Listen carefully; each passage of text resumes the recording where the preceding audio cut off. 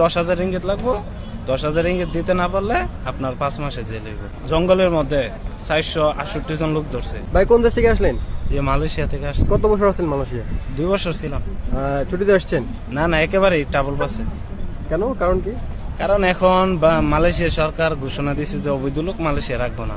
তার জন্য ইদানিং বেশি অপারেশন দিতেছে আর কি, আপনার পরিস্থিতি খারাপ। তো আগে ছিল যদি ধরা পড়তো 4,500 আসা যাইতো, এখন নতুন নিয়ম করছে 10,000 রিঙ্গিত লাগবো।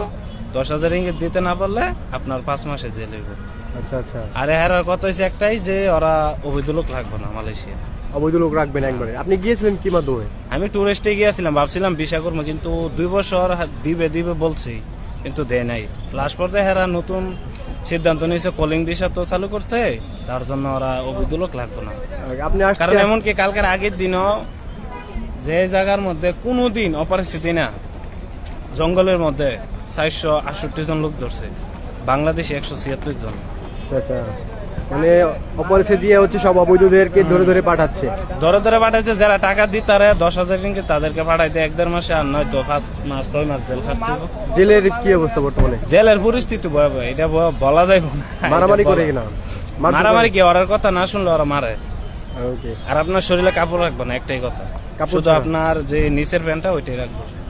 কি বলেন, কি এত ভয়াবহ অবস্থা? এরা মানে যেই গেছে হে করতে পারবো যে এটার ভিতরে কি, মানে আপনার 5 ঘন্টা একদিকে তাকায় থাকতে হইবে, একটু মাথা লাগালে ওরা মারা শুরু করে, ওরা এত ভয়ঙ্কর।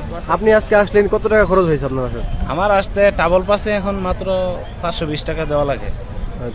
নিজে ধরা দিয়ে আর কি আসছে? হ্যাঁ, ধরা দেওয়া লাগে না, আপনি পাসপোর্ট নিয়ে গেলে আপনি ফিঙ্গার দিলে 520 টাকা ওরা রাখবো, আর টিকেটের টাকা। ওকে ওকে। নতুন করে ভাই টুরিস্টে যাওয়া ঠিক হবে কিনা? আরে টুরিস্টে যদি কেউ যদি বলে যে না ওই ঠিক থাকতে পারবো, তো যাইতে পারে, যার যার ব্যক্তিগত ব্যাপার এটা। আপনার পরিস্থিতি খারাপ। আপনার মতামত কি? আমার মতামত না যাওয়া ভালো, কারণ তার চাইতে ভালো যদি সৌদি আরব গিয়ে 600 রিয়ালও হয়, তাও আলহামদুলিল্লাহ।